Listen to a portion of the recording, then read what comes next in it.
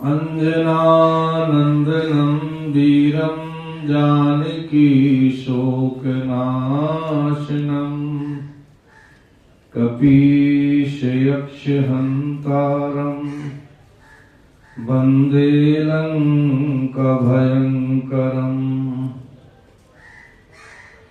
सर्वबाधाप्रशमनं त्रैलोक्यस्याखिलेश्वरी एवमेव त्वया कार्यम् अस्मद्वैरिविनाशनम्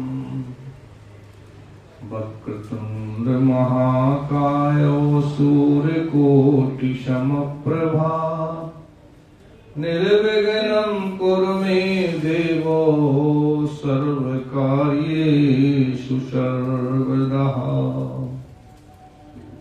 भक्ति भक्त भगवंत गुरु चतुर नाम बपु एक, इनके पद वंदन किए नाशय विघ्न अनेक। कामहीनार प्यार जिम लो वही प्रिय जिम दाम, तिम रघुनाथ निरंतर प्रिय लागहु मोहि राम। बार बार वर मांगो हरस देओ श्री रंग, पद सरोज अनुपायनी भगति सदा सत्संग। एक में मंद मोह वश कुटिल हृदय अज्ञान, पुन प्रभु मोह विसार्यो दीन बंधु भगवान।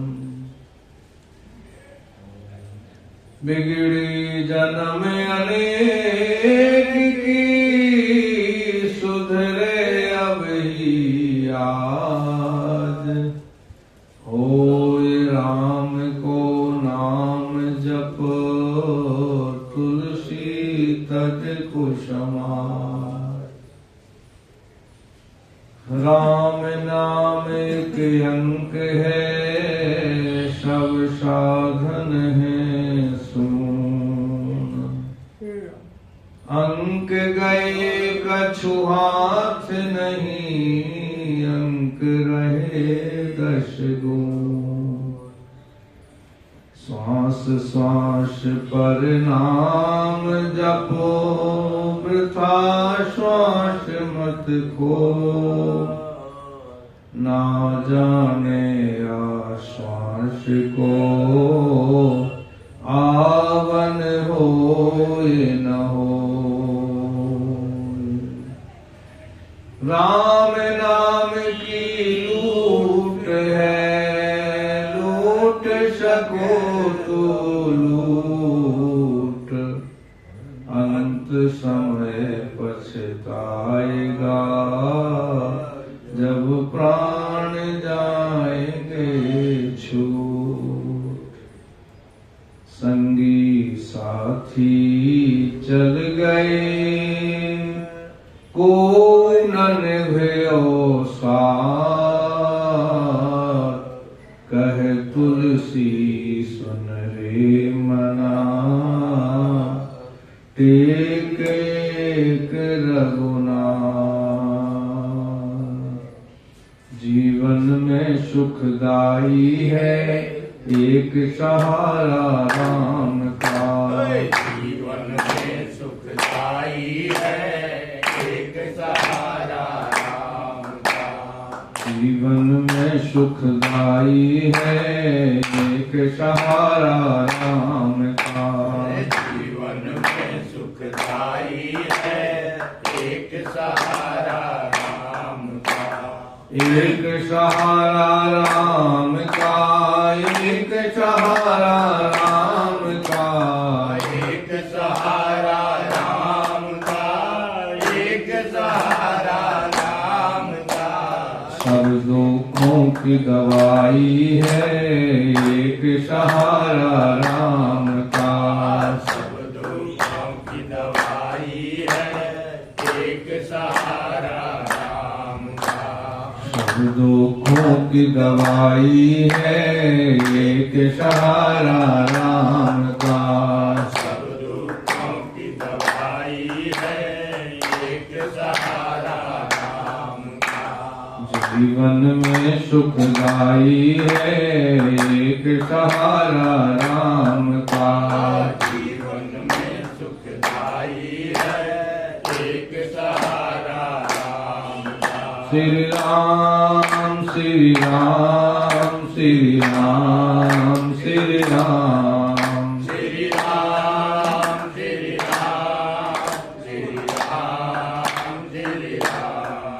सिया राम सिया राम सिया राम सिया राम। सिया राम सिया राम सिया राम सिया राम। सब दुखों की दवाई है एक सहारा राम का।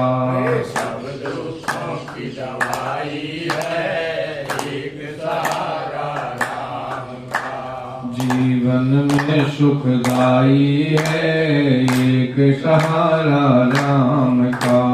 जीवन में सुखदाई है एक सहारा राम का। एक सहारा राम का एक सहारा राम का। एक सहारा राम का एक सहारा राम का। सब दुखों की दवाई है एक सहारा राम का। सब दुखों की दवाई है एक सहारा राम का। सब दुखों की दवाई है एक सहारा राम का। सब दुखों की दवाई है एक सहारा राम का। बोलो सियावर रामचंद्र भगवान की। आनंद कंद वृंदावन चंदनंत कोटि ब्रह्मांड नायक कारण करुणा वर्णालय त्रिदुत विनंदित पीताम्बरधारी भक्त वांछा कल्पतरु। भगवान की असीम कृपा से हम सभी भगवान की चर्चा कथा कीर्तन श्रवण करने के लिए अतिहर कृपा जाह पर होई और पाँव दे यह मार्ग सोई। नर सहस्त्र मह सुनहु पुरारी और कोविक होए धर्म व्रतधारी। मोए सुन सुन आवे हासी जल में रहकर मीन प्यासी। बहुत ज्यादा सुनने से भी मन में कभी कभी गुमान हो जाता है। 17 पुराण व्यास जी ने लिख लिए पढ़ लिए फिर भी शांति नहीं मिली। नारद जी भगवान की प्रेरणा से हरिगुण गाते वीणा बजाते वहां पधारे। व्यास जी ने 17 पुराण लिखने के बाद में भी असंतोष व्यक्त किया। बोले कितना ज्ञान होने के बाद भी सुख शांति नहीं है। क्या फायदा हुआ इतना लिखने से पढ़ने से। कहले हमने इतनी किताबें लिख दी, हम इतने पढ़े लिखे हैं, हम इतने ज्ञानी ध्यानी हैं। 17 पुराण से ज्यादा तो नहीं लिखा होगा किसी ने। 4 वेद लिख दिए, 1 के 4 बना दिए। इतना विद्वान और कोई हो सकता है? व्यास जी बराबर आजकल हो सकता है कोई? कितने विषय में एमए पीएचडी कर ले फिर भी व्यास जी बराबर ज्ञान हो सकता है।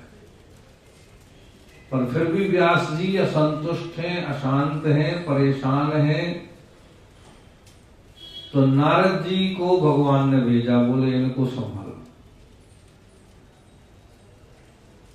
हरि व्यापक सर्वत्र समान, भगवान सबकी सुध लेने वाले हैं, सबका ध्यान रखने वाले हैं, अंतर्यामी हैं।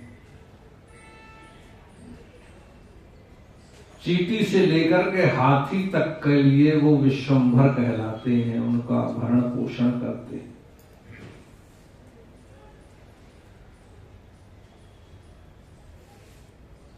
नारद जी ने आकर के व्यास जी से खैर कुशल पूछी। बोले महाराज बहुत ठीक नहीं है महाराज,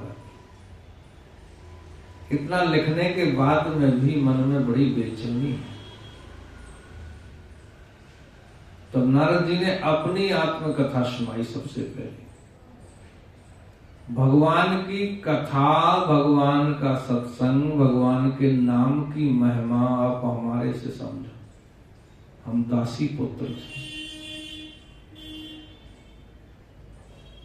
हमारी माँ आश्रमों में झाड़ू बुहारू बर्तन बांटे करके और हमारा पालन पोषण करके,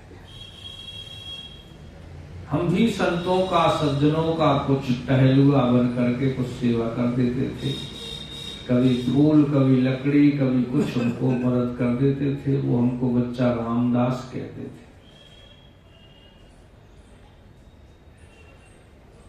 जब सभी संतों का भोजन प्रसाद हो जाता तो बचा खुचा हम जो है उसको हमारे यहाँ पर कहते हैं अवशिष्ट शीत प्रसादी। उच्छिष्ट अलग है और अवशिष्ट अलग है। जो बर्तनों में, बनाने वाले बर्तनों में बच जाता है उसको अवशिष्ट कहते हैं, और जो खाने वाले बर्तनों में बचता है उसको उच्छिष्ट कहते हैं। और उच्छिष्ट जो है हमें ना खिलाना चाहिए ना खाना चाहिए। जो जूठा किसी को खिलाता है उसके घर में कुत्ते जैसी लड़ाइयां शुरू हो जाती हैं। इसलिए जूठा सीठा के बारे में हमें बहुत अच्छी तरह से जानना चाहिए। कैसे? जरा सी असावधानी से उच्छिष्ट हो जाता है। और महापुरुषों को, पूज्यजनों को तो कभी भी उच्छिष्ट नहीं खिलाना चाहिए, उनको तो अवशिष्ट भी नहीं खिलाना चाहिए। पूज्यजनों को तो अमरियां भोग लगाने का बताया गया है। यदि बचा खुचा जूठा हाथ लगा हुआ भी यदि आपने दे दिया तो वो आपने अपराध कर दिया, वो पाप हो गया। बहुत सावधानी की जरूरत होती है। शास्त्र के अनुसार जब हम विधि के पूर्वक जो है जीवन को व्यतीत करते हैं तो हम अपने किए हुए कर्म का फल सुकर्म में मिलता है। और लापरवाही से करते हैं, बिगर भावना से करते हैं तो किए हुए कर्म का फल हमें पूरा नहीं मिलता है। अत्युग्र भूर कर्माणः नास्तिकारोर्वाजनः तेपि तिष्ठन्तु तीर्थेषु तीर्थसारस्ततो गतः। तीर्थ का फल जो है चला जाता है यदि हम श्रद्धा से तीर्थ करने के लिए विधि से तीर्थ नहीं करते हैं। केवल पिकनिक का फल मिलता है, घूमने फिरने का, मौज मस्ती का। और फिर वहां की जो है केवल बुराई के अलावा हमारे मुंह से कुछ नहीं निकलता। अरे वहां तो ऐसा है, अरे वहां तो ऐसा। नकारात्मक जीवन में पद्धति आ जाती है। सत्संग करने से भी गुमान होता है, विद्या पढ़ने से भी अभिमान होता है। विद्या के दो मुख हैं। विद्या से विवाद भी होता है, विद्या से ज्ञान भी होता है। विद्या विवादाय धनम मदायो। धन से दान भी होता है, धन से अभिमान भी होता है। यदि दान नहीं करोगे तो अभिमान अपने आप हो जाएगा। यदि ज्ञान नहीं होगा विद्या से तो विद्या से विवाद अपने आप होने लगेगा। और आज आप देख रहे हैं कि विद्या का ज्यादातर दुरुपयोग हो रहा है। विद्या विवादाय धनम मदायो शक्ति परेशान पर पीड़नायो। जो ताकत है वो दूसरे को पीड़ा देने में लग रही है यार। दूसरे की रक्षा करने में नहीं लग रही है। क्यों? क्योंकि प्रवृत्ति जो है संस्कारहीन है, खलता है, दुष्टता है, सज्जनता गायब हो रही है। विद्या विवादाय धनम मदायो शक्ति परेशान पर पीडनायो खलस्य साधु विपरीते तत् ज्ञानाय दानाय च रक्षणाय।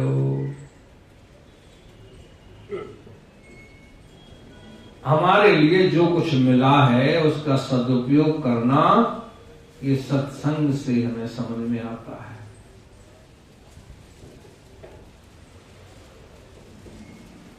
नारद जी का सत्संग व्यास जी ने किया। व्यास जी को अपना परिचय दे करके, सारी कथा सुना करके, हमारी माँ हमारा पालन पोषण करती, हमारे पिताजी नहीं थे। जब हम बड़े होने लगे, संतों का साथ मिला, संतों से प्रेम हुआ, संत जब चौमासा करके जाने लगे तो हमने भी प्रार्थना करी, हमको भी साथ ले लो। बोले तुम्हारी माँ का एक सहारा तुम हो, और तुमको यदि ले जाएंगे तो संतों का वेश बदनाम हो जाएगा। हमने महाराज की सेवा करी, महाराज हमारा बेटा ही ले गए, ये ठीक नहीं है। जब तुम्हारी माँ अनुमति दे दे तो तुम आ जाना,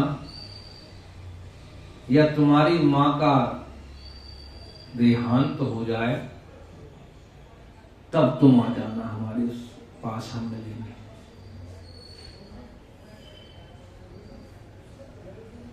मंत्र देकर भगवान का नाम दान दे करके और संतों ने प्रस्थान किया। बड़े उदास हो गए नारद जी। जो बच्चा रामदास थे, राम बोला थे, माँ बहुत उनसे पूछती परंतु कुछ नहीं बताते। एक दिन माँ दूध निकालने के लिए गई गाय का, और उसको काल ने अपना ग्रास बना लिया।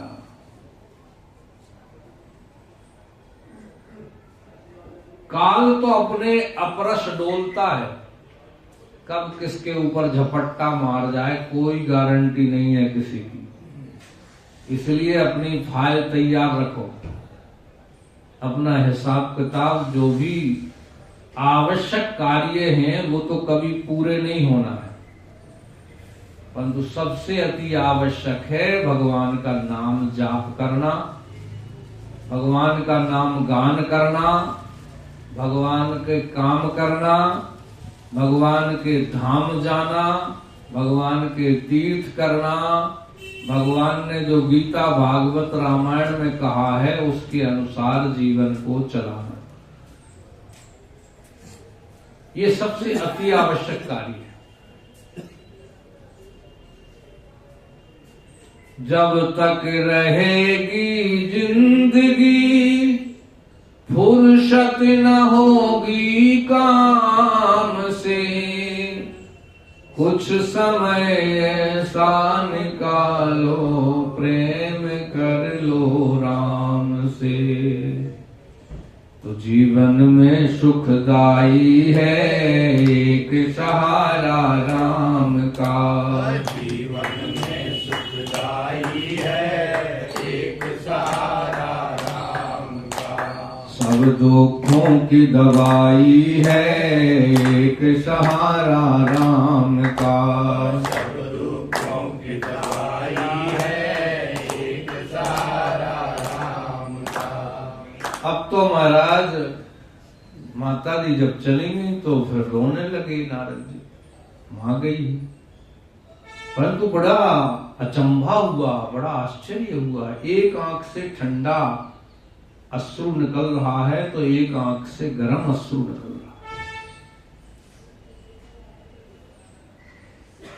प्रश्न उठता है कि ऐसा कैसे हो पाया? जब कोई दुख के आंसू आते हैं तो गर्म होते हैं, और सुख के आंसू आते हैं, प्रसन्नता के भी तो आंसू आते, कभी आपको आए हो? खुशी के भी आंसू निकलते हैं। खुशी के आंसू शीतल होते हैं और दुख के आंसू गर्म होते हैं, उष्ण होते हैं।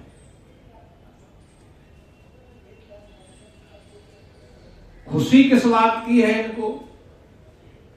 बोले अब रोड़ा कोई नहीं अटकाएगा, अब हम संतों के पास जाकर के खूब भजन करेंगे, उनका सत्संग करेंगे, जीवन को सफल करेंगे।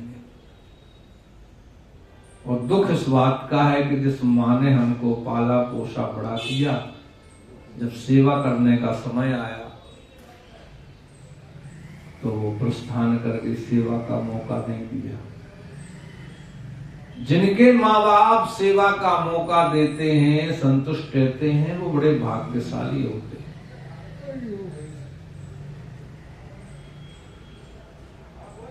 जिनके माँ बाप में से एक है वो आधे भाग्यशाली है।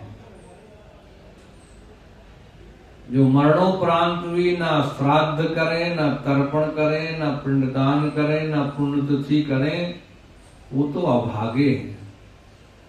वो तो जानवर की तरह अपना पेट भरने को पशु भी पेट भरते हैं। पथिक मिल बांट के खाए उसे इंसान कहते हैं, किसी का दर्द अपनाए उसे इंसान, किसी के काम जो आए उसे इंसान कहते हैं। नारद जी अपनी कथा सुना रहे हैं व्यास जी को, व्यास जी सुन रहे हैं। नारद जी उधर से कथा सुना के गए, इधर से अपने संतों से मिलने के लिए गए, तो एक पेड़ के नीचे बैठ करके भगवान का नाम गान करने लगे। समाधि लग गई और उनको भगवान के दर्शन हुए। उनकी कथा एक अन्य भिन्न है। इधर आओ आप व्यास जी की तरफ। व्यास जी जब नारद जी चले गए तो मन में विचार किए कि ये तो अपनी सुना गए, पर हमें शांति मिले कैसे? समझा के तो गए हैं पर समझ में नहीं आया। सुनते सब हैं परंतु समझ में नहीं आती, और समझ में भी बड़ी सीमित आती है, और जितनी आती है उस पर भी अमल नहीं हो पाता है, उसको मान नहीं पाते हैं।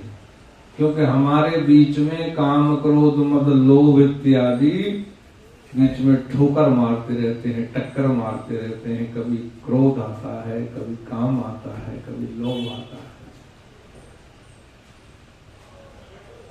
सुनने के समय पर मुंडी हिला हिला करके हम कथा को सुनते हैं, परंतु जब व्यवहार में लाना चाहते हैं तो वो जो है,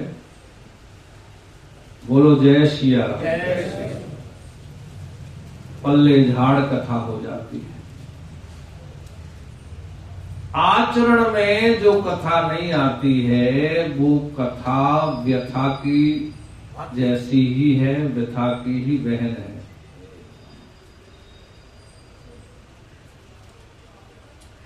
पर उनसे अच्छे हैं जो बिल्कुल नहीं सुनते हैं। स्कूल जाने वाला फेल होने वाले अच्छे हैं जो बिल्कुल स्कूल नहीं जाते। इसलिए विद्यालय शिवालय जाते रहना चाहिए, केवल भोजनालय के ही भक्त नहीं रहना चाहिए। बोलो जय सिया राम। व्यास जी ने आसन संभाला और भगवान का ध्यान किया, और स्मरण करते ही भगवान के हरि स्मृति सर्व विपत विमुक्षण। जब भी कभी भगवान के चरित्रों पर, भगवान की लीलाओं पर, भगवान के ऊपर संदेह हो, मन में कष्ट हो, क्लेश हो, अशांति हो, तो हरि भजले हरि भजले हरि भजने का मौका है। हरि भजले हरि भजले हरि भजने का मौका है। हरि गुण गाए मौका भी अनोखा है। हरि गुण हरि गुण गाए मौका भी अनोखा है। बड़े भाग मानुष तन पावा, बड़े भाग्य से मिला है, ये झंझटों में निकाल देने के लिए नहीं मिला है। ये ग्रह कारज नाना जंजाल के लिए नहीं मिला है। ये भगवान के कार्य के लिए मिला है और उसी को हम टाल देते। कभी कोई बहाना, कभी कोई बहाना, कभी कोई बहाना। और एक गीत आप लोग गाते हैं, वहां ना चलेगा बहाना किसी का, वहां बहाना नहीं चलेगा। ये संसार के बहाना दोष बन जाते हैं और एक भगवान से मिलने का बहाना गुण बन जाता है। भगवान की तरफ चलना सकारात्मक और नहीं चलना नकारात्मक। राम जी से मिलने का सत्संग ही बहाना है। राम से यदि स्मरण करना है, उसका याद करना है तो सत्संग।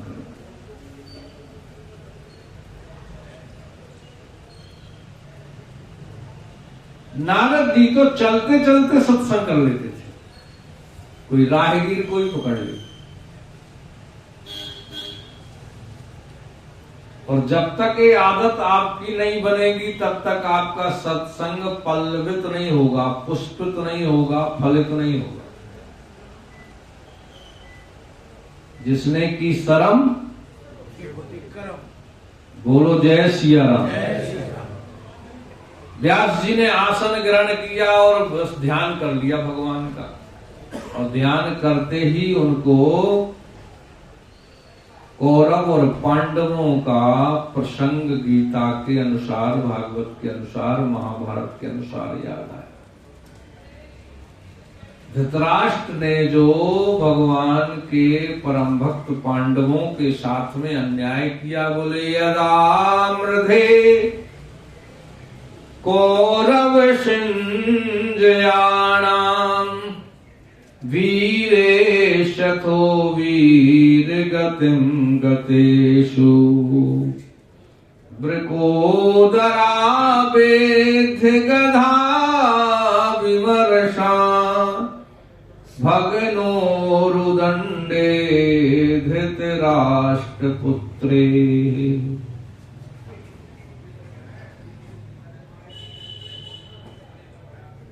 सूचग्रहण दास्यामि विना युद्धेन केशव। भगवान श्री कृष्ण ने दुर्योधन को बहुत समझाया कि किसी का हक नहीं मारना चाहिए, किसी का भाग नहीं खाना चाहिए, किसी को नहीं सताना चाहिए। पर दुर्योधन कहते हैं सुई अग्र के भाग भी नहीं देंगे जब तक युद्ध नहीं होगा। हमारे पास में वीरों की कमी है। ये घमंड जो होता है ना, ये आदमी को इतना गलत ले जाता है कि वो उसको सच्चाई दिखती नहीं है। वो सोचता है अब हमारे हाथ में तो मौत, किसी की मौत, हर कुछ हमारे हाथ में आ गया। परंतु राम कीन चाहै सोई होई, करे अन्यथा यश नहीं सोई। वो कब क्या से कहां घुमा दे कोई पता नहीं। लीला लीला धर की न्यारी, जा में तीन लोक भरमाए। उसकी लीला बड़ी अनोखी।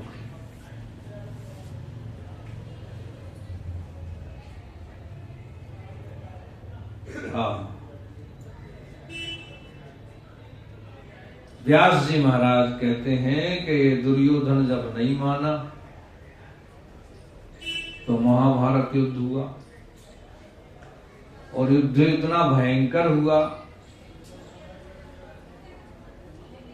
कि भीष्म पितामह,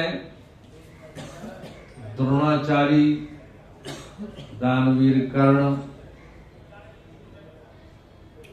यहां तक कि सारी सेना कौरवों की नष्ट हो गई। 11 अक्षौणी सेना नष्ट हो गई। 7 अक्षौणी से 11 अक्षौणी हार गई, क्योंकि भगवान श्री कृष्ण और धर्म जिस पक्ष में होता है उसकी कभी पराजय नहीं होती।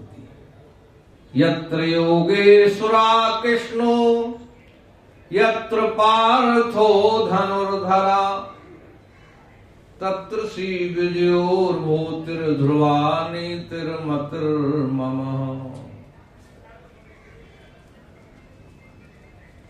यदि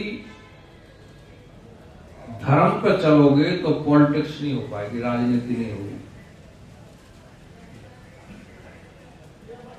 राजनीति में तो अपने लोगों की गलत सलत सारी बातें जो है ठीक सिद्ध करना पड़ते हैं, और धर्म पे चलोगे तो आप जो है फिर वो बात नहीं कह पाओगे, और यदि वो बात कहोगे तो उनके बुरे हो जाओ। सनातन धर्म क्या कहता है? सत्यम ब्रूयात् प्रियम ब्रूयात्म ब्रूयात् सत्य प्रियम सत्यम च नानृतम ब्रूयातीश धर्म सनातनः।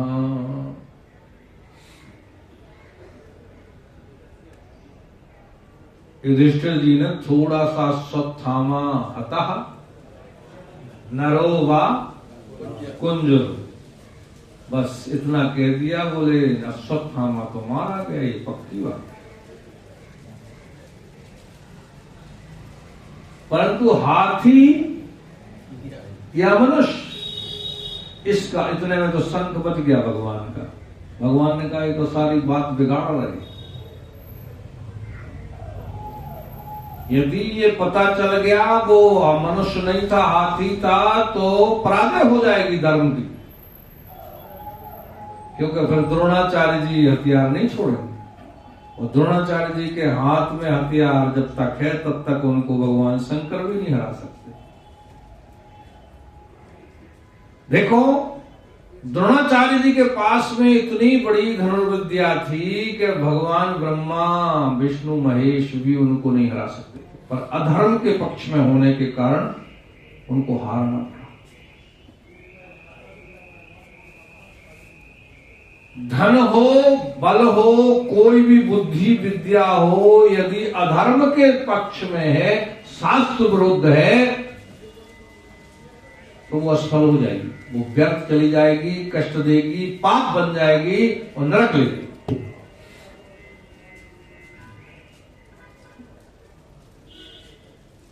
गुरु में भी लालच आया है, गुरु को भी त्यागने का विधान है शास्त्र में,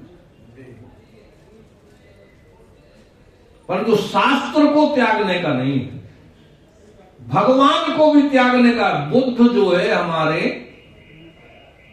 अवतारों में है, बुद्ध भगवान, परंतु उन्होंने वेद की निंदा कर दी थी, तो इसलिए बुद्ध के लिए भी हमारे यहां से साइट कर दिया। बोले नहीं, हमारे यहां पर वेद पुराण शास्त्र की निंदा करने वाला मान्य नहीं है, चाहे वो भगवान ही क्यों ना हो, चाहे गुरु ही क्यों ना हो, चाहे पिता ही क्यों ना हो, चाहे मां भाई बंधु कुटुंब कोई भी, शास्त्र विरुद्ध काम नहीं होगा।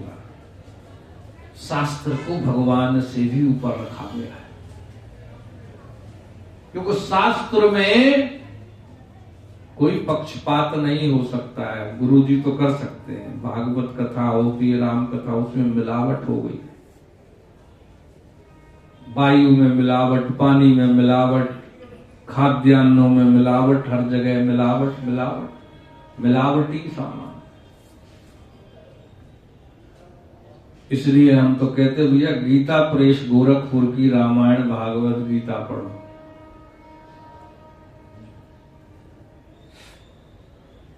एक नालंदा के आसपास कोई बिहार में एक चल रही है कोई गंगा प्रेस वगैरह ऐसा, उसमें जो है सारी ग्रंथों में मिलावट की जा रही है, वो फ्री में बांट रहे हैं।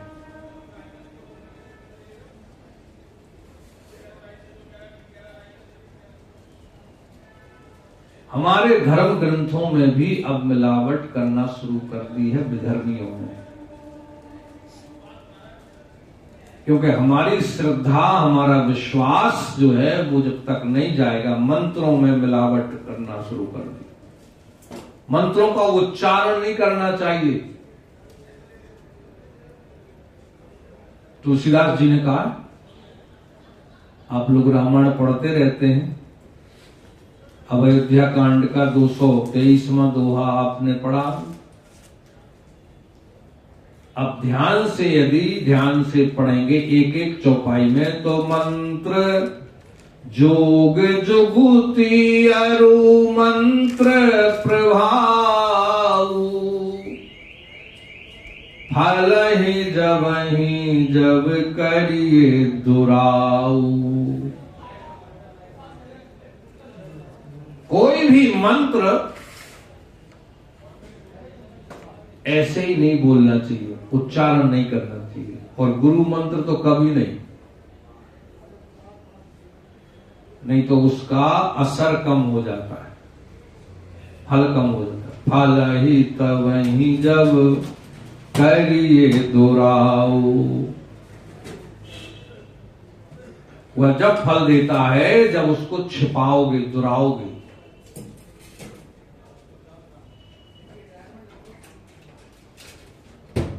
मंत्र का उच्चारण शास्त्र विरुद्ध है, और आजकल तो खूब उच्चारण हो रहे हैं, वीडियो बन करके निकल रहे हैं। दो विद्याएं हैं हमारे साथ, हमारे मार्ग में। एक तो गुरुमुख विद्या है, नहीं वैष्णवता पुत्रो संप्रदाय पुरस्सरा, गुरु ब्रह्मा गुरु विष्णु गुरुदेव महेश्वरा, वहां से जो परंपरा चली आ रही है वो विधि पूर्वक उसको ग्रहण करने वाले एक परंपरा है। और एक ये है कि पुस्तकालय से पुस्तक खरीदी और उठाई पढ़ करके, और पंडित सोई जो गाल बजावा, मनमुखी तरह से कुछ भी बोलना, कुछ भी करना, कुछ भी उच्चारण कर देना, ये जो है थोड़ा सा शास्त्र विरुद्ध में आ जाता है। वो इसको समझने के लिए कोई गुरु मुख ही जो है जाकर के बता सकता है। बोलो जय सिया राम। जब सारी सेना मारी गई, दुर्योधन अकेले रह गए, उनकी भी टांग तोड़ दी गई भीमसेन के द्वारा भगवान के इशारे पर। और अब वो पड़े हुए हैं सरोवर में, उनको खोज कर रहे हैं पांडव, और महाभारत का युद्ध समाप्ति की ओर है। इससे आगे की कथा आपके लिए कल श्रवण किया कराई जाएगी। मन सीताराम सीताराम रट रे, तेरे संकट जाएंगे कट रे। मन सीताराम सीताराम कट रे, तेरे संकट जाएंगे कट रे। मन सीताराम सीताराम रट रे, तेरे संकट जाएंगे कट रे। मन सीताराम सीताराम रट रे, तेरे संकट जाएंगे कट रे। वाणी को विराम सभी बोलेंगे जय सिया राम। राम राम राम राम राम राम एक, राम राम राम राम राम राम दो, राम राम राम राम राम राम तीन, राम राम राम राम राम राम चार, राम राम राम राम राम राम पाँच, राम राम राम राम राम राम छह,